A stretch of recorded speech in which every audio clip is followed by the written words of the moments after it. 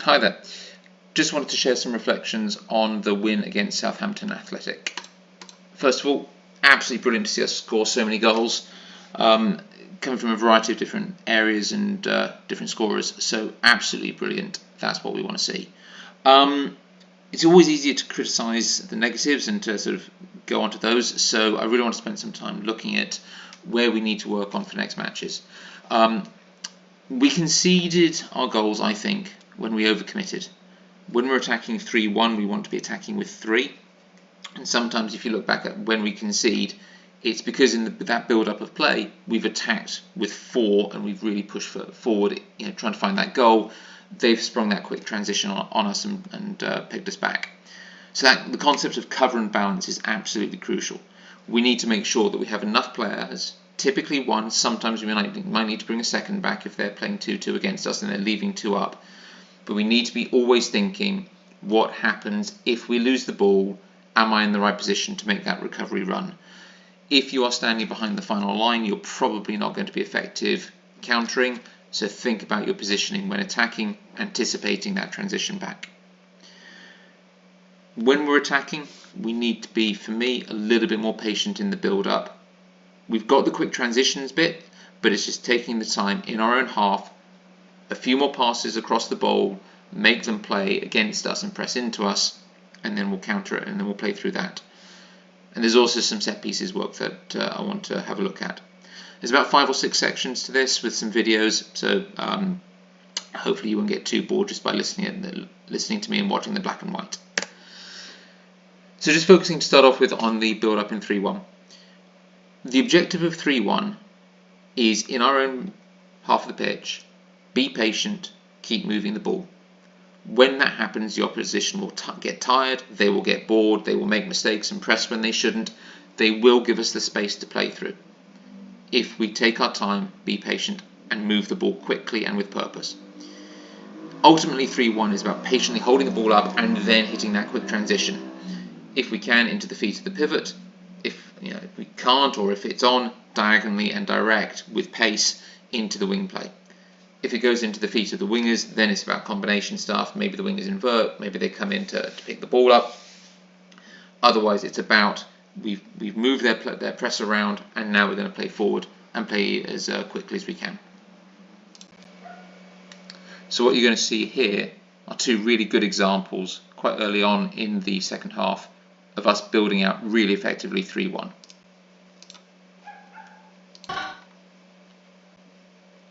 Ball comes into Kemp. It's a bit scrappy, we don't mind that, because what we're doing is we're quite happily, willingly moving our players into the middle, control the centre, and then we realise, hang on, we need to build the 3. There's 1, there's 2, there's Rocket back there as the 3. Kemp, who was the pivot, is now the winger. Diagonal ball through the middle, and that creates a chance. That's exactly what we want from the 3-1. Notice the transition, that's what we've got to watch about, cover and balance. And here we are again, 3-1. Again, notice our fix, it was Alex, she's now moved out to the side. We've got Zoe playing in the middle now, and we've got Kemp still out on the wide, which means Rocket's up top now as the pivot. We will rotate positions, we will rotate roles, the concepts remain the same, into the middle, and that's our shot. All of that is exactly how a 3-1 should be played.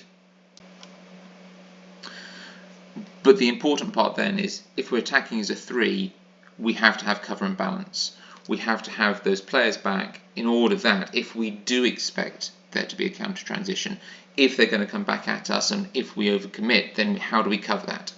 So if you're playing or you find yourself in the fixed position, just think, okay, if we lose the ball, where do I need to be? How much deeper do I need to be? How much space do I need to get? Am I pressing straight away, or am I just going to step off a little bit and just delay their counter-attack? If you're playing wide or even as the pivot, if there is a transition back against us, how do we cover the middle? What do I need to do if we are going to lose the ball? Also, attacking restarts, so corners, kick-ins, free kicks, they can be very dangerous to a counter-attack because, 1, we would probably want to commit and push players forward and try and score that goal, but we're more likely than not to leave space behind us. So if you are taking that restart, think pass, move, and move back towards goal, but as you move, block the opposition if you can. So taking them not out of the game, not hitting them off the ball, but just get in front of them and make sure that they can't press the ball carrier. So this is an example of a corner. It's over to the left hand side. We've got Zoe back. Ball comes in, and that's the close down. So at the moment that shot is taken, because of how this comes off us, we're automatically in a 1v1. Kemp's out of the way, the corner taker over to our left isn't engaged, and we've got Rocket over on the far side. Yes, because we've set up like that and they've pressed quickly and aggressively from the corner, but it does mean that they get that transition and a chance to score. We'll keep running it through and we'll see what happens here. Again, we've left a player our pivot up, we've moved our two wingers, but because we've come into the middle, all of a sudden Alex is the player on the ball. We don't have any cover and balance, we don't have anyone behind her, so if she loses the ball, she does here, again a transition, and that results in a simple goal. Again, a little bit later on in the match, another corner, ball goes over, and because we've only got one player back, who is Zoe, yes, we're trying to close the centre down, but because this player in the middle here is relatively unmarked, ball goes through into the pivot and they can play out. So it's all about ensuring that we have the right players back in the right places, expecting counter-attacks, even from this position up the pitch. So I just want to show you one video of a move that happens relatively regularly, in that there are examples of Joe and Lydia doing it a few times. We're building as a 3, and either Joe or Lydia are in the wings, and they then invert into the centre. And the question is, what do we want to happen next? Because we need to ensure that we all know what is going to happen next. So here's a bit of a play. Joe brings the ball forward, out wide, and Joe has moved and inverted into the centre. The problem is here. Suddenly she has got 4 players around her. Holly's out of the game because Joe's back's to her. We've got the number 21 in the way. Liana, who is our fix, is out of the game because 5 is in the way, and we've got our wide player there, I think is Millie, is also pretty much out of the game because she's being marked. Roll it forward a few seconds and Joe has decided, okay, there's nothing on, I need to bring it back. The 4 players are now gathering in the middle, and Joe zoom it forward, Joe loses the ball, and again cover and balance. We've got 2 wide players trying to attack, we've got Liana at the back, and their counter-attack is at least 3, maybe 4 players coming back to us. So what we're going to go through now in this different video is what we do next if someone inverts into the middle like this. So here's a way to resolve that inverted winger issue that we have. Ball goes out there, winger comes in, receives the ball. As soon as this happens, this pivot player goes wide and is automatically thinking, okay, if the ball gets lost, I've got to transition back and help out. This player here continues their run forward, and it's essentially a wall pass there to there, back in, and that's what we're trying to find. We then have essentially a foot race, these 3 versus these 3 blues, and the objective for this blue player is either drive straight at goal and then shoot, or look for the far post finish for one of these on-rushing blue players. Worst case scenario, we don't manage to beat it. These guys get back in time, cover everything off, in which case we just drop, we circulate the ball in our 3-1. But that's the plan. Get the ball into the middle, get it out, same side, and then find the far post finish with that runner there. And just moving on to free kicks. So when we're taking free kicks, kick-ins, or even corners, always be thinking, what are the opposition doing? How are they setting up? Are they making any substitutions? What can we use to change things around a bit? Always think about, do I need to make a late run? They might move a player, they might change something. Late runs can be really effective. can we move the ball quickly enough to change angles? It could be that it's a direct free kick. We're going to see an example from Jo in a bit. But could she move the ball across the court really quickly? First time shot from someone else. Does that change the angle? Does that give us a different shooting opportunity, a better shooting opportunity?